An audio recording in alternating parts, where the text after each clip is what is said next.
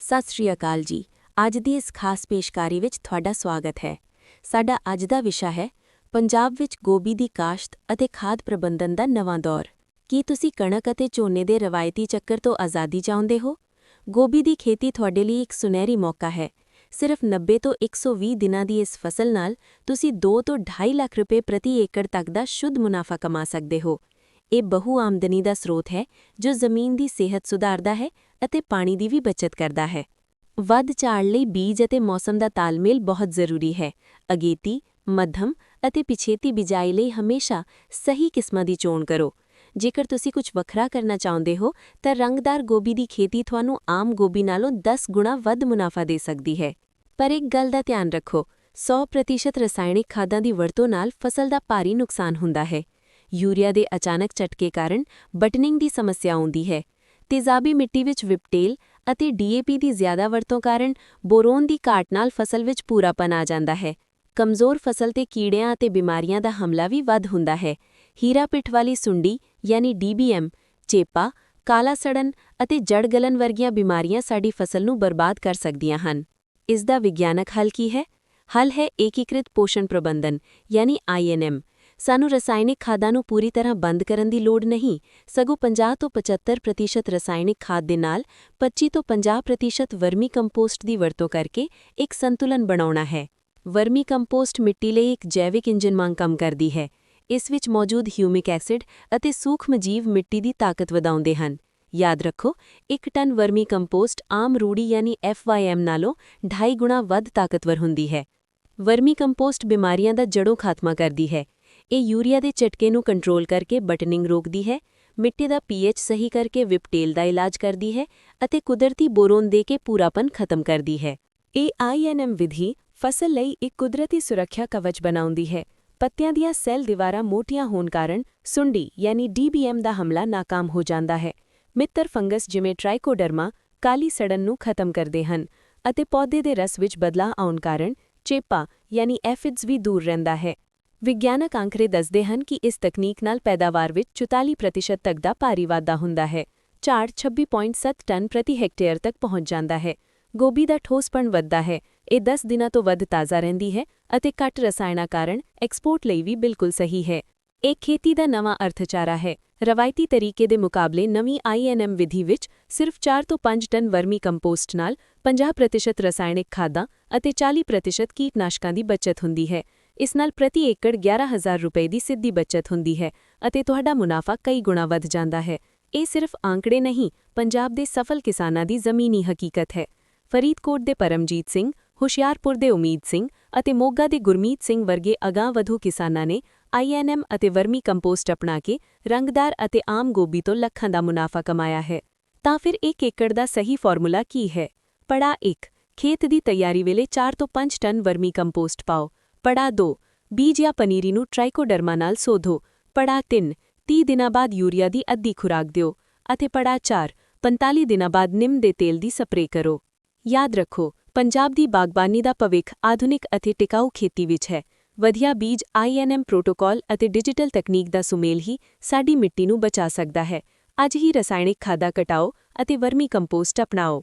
ਆਓ ਹੁਣ ਥੋੜਾ ਹੋਰ ਡੂੰਘਾਈ ਵਿੱਚ ਸਮਝੀਏ ਕਿ ਜ਼ਿਆਦਾ ਰਸਾਇਣਿਕ ਖਾਦਾਂ ਦੀ ਵਰਤੋਂ ਕਾਰਨ ਪੰਜਾਬ ਵਿੱਚ ਗੋਭੀ ਦੀ ਖੇਤੀ ਸੰਕਟ ਵਿੱਚ ਕਿਉਂ ਹੈ ਅਤੇ ਮਿੱਟੀ ਜਾਂ ਫਸਲ ਤੇ ਇਸ ਦੇ ਕੀ ਮਾੜੇ ਪ੍ਰਭਾਵ ਪੈ ਰਹੇ ਹਨ। ਅੱਜ ਸਭ ਤੋਂ ਵੱਡਾ ਸੰਕਟ ਇਹ ਹੈ ਕਿ ਖੇਤੀ ਦੀ ਲਾਗਤ ਲਗਾਤਾਰ ਵਧ ਰਹੀ ਹੈ, ਪਰ ਝਾੜ 19 ਤੋਂ 20 ਟਨ ਪ੍ਰਤੀ ਹੈਕਟੇਅਰ ਤੇ ਰੁਕ ਗਿਆ ਹੈ। ਯੂਰੀਆ ਅਤੇ DAP ਦੀ ਅੰਨ੍ਹੇਵਾਹ ਵਰਤੋਂ ਕਾਰਨ ਖਰਚਾ 40,000 ਰੁਪਏ ਪ੍ਰਤੀ ਏਕੜ ਤੱਕ ਪਹੁੰਚ ਗਿਆ ਹੈ। ਇਸ ਦਾ ਅਸਲ ਕਾਰਨ ਯੂਰੀਆ ਯਾਨੀ ਨਾਈਟ੍ਰੋਜਨ ਦੀ ਜ਼ਰੂਰਤ ਤੋਂ ਵੱਧ ਵਰਤੋਂ ਹੈ। ਇਸ ਦੇ 4 ਵੱਡੇ ਨੁਕਸਾਨ ਹਨ: ਮਿੱਟੀ ਦਾ ਪਤਨ, ਪੌਦੇ ਦੇ ਸਰੀਰਕ ਵਿਕਾਰ, ਕੀੜਿਆਂ ਦਾ ਭਾਰੀ ਹਮਲਾ ਅਤੇ ਨਦੀਣਾਂ ਦਾ ਤੇਜ਼ੀ ਨਾਲ ਵਾਧਾ। ਪਹਿਲਾ ਪ੍ਰਭਾਵ ਮਿੱਟੀ ਤੇ ਪੈਂਦਾ ਹੈ। ਲਗਾਤਾਰ ਖਾਦਾਂ ਨਾਲ ਮਿੱਟੀ ਵਿੱਚ ਤੇਜ਼ਾਬੀਅਤ ਵੱਧਦੀ ਹੈ। ਜੈਵਿਕ ਮਾਦੇ ਦੀ ਘਾਟ ਕਾਰਨ ਮਿੱਟੀ ਸੀਮੈਂਟ ਵਾਂਗ ਸਖਤ ਹੋ ਜਾਂਦੀ ਹੈ ਅਤੇ ਲੂਣਾਪਣ ਵਧਣ ਕਾਰਨ ਪੌਦੇ ਦੀਆਂ ਜੜ੍ਹਾਂ ਦਾ ਵਿਕਾਸ ਰੁਕ ਜਾਂਦਾ ਹੈ।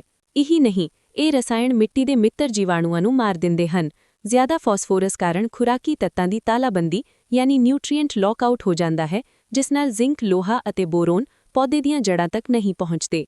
ਦੂਜਾ ਪ੍ਰਭਾਵ ਫਸਲ ਤੇ ਦਿਸਦਾ ਹੈ। ਨਾਈਟ੍ਰੋਜਨ ਦੇ ਝਟਕੇ ਨਾਲ ਬਟਨਿੰਗ ਹੁੰਦੀ ਹੈ।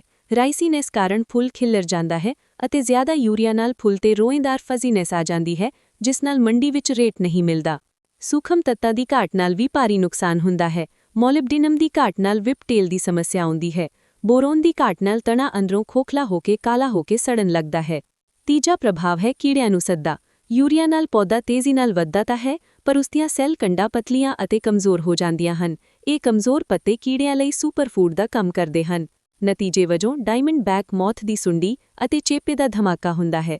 ਇਹ ਕੀੜੇ ਫਸਲ ਦਾ 80 ਤੋਂ 90% ਤੱਕ ਦਾ ਨੁਕਸਾਨ ਕਰ ਦਿੰਦੇ ਹਨ ਅਤੇ ਫੁੱਲ ਤੇ ਕਾਲੀ ਉੱਲੀ ਲੱਗ ਜਾਂਦੀ ਹੈ। ਕਮਜ਼ੋਰ ਫਸਲ ਤੇ ਉੱਲੀ ਅਤੇ ਬੈਕਟੀਰੀਆ ਦੀਆਂ ਬਿਮਾਰੀਆਂ ਦਾ ਖਤਰਾ ਵੱਧ ਜਾਂਦਾ ਹੈ। ਜ਼ਿਆਦਾ ਨਾਈਟ੍ਰੋਜਨ ਨਾਲ ਸੰਘਣੀ ਛਤਰੀ ਬਣਦੀ ਹੈ, ਜੋ ਬਲੈਕ ਰੌਟ ਅਤੇ ਡਾਊਨੀ ਮਿਲਡਿਊ ਵਰਗੀਆਂ ਬਿਮਾਰੀਆਂ ਨੂੰ ਫੈਲਾਉਂਦੀ ਹੈ। ਚੌਥਾ ਪ੍ਰਭਾਵ ਹੈ ਨਦੀਣਾਂ ਦਾ ਮੁਕਾਬਲਾ। ਛੱਟੇ ਰਾਹੀਂ ਪਾਈ ਗਈ ਖਾਦ ਫਸਲ ਦੀ ਬਜਾਏ ਨਦੀਣਾਂ ਨੂੰ ਖੁਰਾਕ ਦਿੰਦੀ ਹੈ। ਇਹ ਨਦੀਣ ਪੌਦੇ ਦੀ ਜਗ੍ਹਾ, ਧੁੱਪ ਅਤੇ ਪਾਣੀ ਖੋਹ ਲੈਂਦੇ ਹਨ। ਇਸ ਨਾਲ ਕਿਸਾਨ ਨਦੀਣ ਨਾਸ਼ਕਾਂ ਦੇ ਖਤਰਨਾਕ ਚੱਕਰ ਵਿੱਚ ਫਸ ਜਾਂਦਾ ਹੈ। ਲਗਾਤਾਰ ਜ਼ਹਿਰਾਂ ਦੀ ਵਰਤੋਂ ਨਾਲ ਨਦੀਣਾਂ ਵਿੱਚ ਪ੍ਰਤੀਰੋਧਕ ਸ਼ਕਤੀ ਪੈਦਾ ਹੋ ਜਾਂਦੀ ਹੈ ਅਤੇ ਸਾਡੀ ਜ਼ਮੀਨ ਹੋਰ ਜ਼ਹਿਰੀਲੀ ਹੋ ਜਾਂਦੀ ਹੈ। ਕੁੱਲ ਮਿਲਾ ਕੇ ਇਸ ਰਸਾਇਣਿਕ ਖੇਤੀ ਦੀ ਆਰਥਿਕ ਅਸਲੀਅਤ ਬਹੁਤ ਮਾੜੀ ਹੈ। ਵੱਧਦੀ ਲਾਗਤ, ਖਰਾਬ ਫਸਲ ਅਤੇ ਮੰਡੀ ਵਿੱਚ ਡਿੱਗਦੇ ਭਾਅ ਕਾਰਨ ਕਿਸਾਨ ਦੇ ਸਿਰ ਸਿਰਫ ਕਰਜ਼ੇ ਦਾ ਬੋਝ ਰਹਿ ਜਾਂਦਾ ਹੈ। ਇਸ ਸਭ ਦਾ ਇੱਕੋ ਇੱਕ ਵਿਗਿਆਨਿਕ ਹੱਲ ਹੈ, ਏਕੀਕ੍ਰਿਤ ਪੋਸ਼ਣ ਪ੍ਰਬੰਧਨ। 75% ਰਸਾਇਣਿਕ ਖਾਦ ਦੇ ਨਾਲ 25% ਵਰਮੀ ਕੰਪੋਸਟ ਦਾ ਸੁਮੇਲ ਮਿੱਟੀ ਦਾ ਪੀਐਚ ਠੀਕ ਕਰਦਾ ਹੈ ਅਤੇ ਵੱਧ ਝਾੜ ਦਿੰਦਾ ਹੈ। ਪੰਜਾਬ ਦੇ ਕਿਸਾਨਾਂ ਲਈ 4 ਜ਼ਰੂਰੀ ਕਦਮ ਹਨ। ਅੰਨ੍ਹੇਵਾਹ ਯੂਰੀਆ ਬੰਦ ਕਰਕੇ ਮਿੱਟੀ ਦੀ ਪਰਖ ਕਰਵਾਓ, ਜੈਵਿਕ ਖਾਦਾਂ ਅਪਣਾਓ, ਨਦੀਣਾਂ ਨੂੰ ਭੁੱਖਾ ਮਾਰਨ ਲਈ ਖਾਦ ਜੜ੍ਹਾਂ ਕੋਲ ਪਾਓ ਅਤੇ ਮਜ਼ਬੂਤ ਫਸਲ ਨਾਲ ਕੀੜਿਆਂ ਦਾ ਚੱਕਰ ਤੋੜੋ। ਆਓ ਹੁਣ ਗੱਲ ਕਰਦੇ ਹਾਂ ਸਮਾਰਟ ਖੇਤੀ ਬਾਰੇ। ਪੰਜਾਬ ਵਿੱਚ ਫੁੱਲਗੋਭੀ ਦੀ ਸਫਲ ਖੇਤੀ ਲਈ ਵਰਮੀ ਕੰਪੋਸਟ ਅਤੇ INM ਦੀ ਤਾਕਤ ਨੂੰ ਕਿਵੇਂ ਵਰਤਣਾ ਹੈ। ਅਸੀਂ ਜਾਣਦੇ ਹਾਂ ਕਿ ਅੱਜ ਫੁੱਲਗੋਭੀ ਦੀ ਖੇਤੀ ਮਿੱਟੀ ਦੀ ਖਰਾਬੀ, ਕੀੜਿਆਂ ਦੇ ਭਾਰੀ ਹਮਲੇ ਅਤੇ ਖੁਰਾਕੀ ਕਮੀਆਂ ਦੇ ਬੋਝ ਹੇਠਾਂ ਦਬੀ ਹੋਈ ਹੈ। ਪਰ ਰਸਾਇਣਾਂ ਨੂੰ ਪੂਰੀ ਤਰ੍ਹਾਂ ਛੱਡਣ ਦੀ ਬਜਾਏ ਸਾਨੂੰ ਇੱਕ ਸੁਨਹਿਰੀ ਅਨੁਪਾਤ ਬਣਾਉਣਾ ਚਾਹੀਦਾ ਹੈ।